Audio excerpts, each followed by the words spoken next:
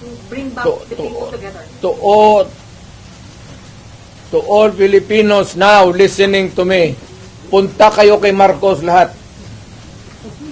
Tignan natin kung anong mangyari.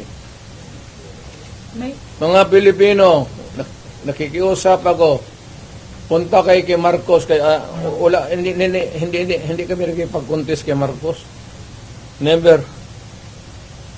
Wala kaming bilyon, trilyon na nakadeposito sa kung saan ang bangko.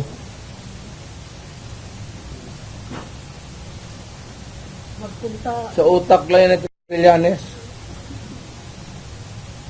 Mayor, ilang ito nakapay na magkaso ko kang Trillanes? Ano? Itong final kaso kay Trillanes, nakapay po? Wala pa akong natumbang ako sa motor. Nag-file na ba yung kaso kay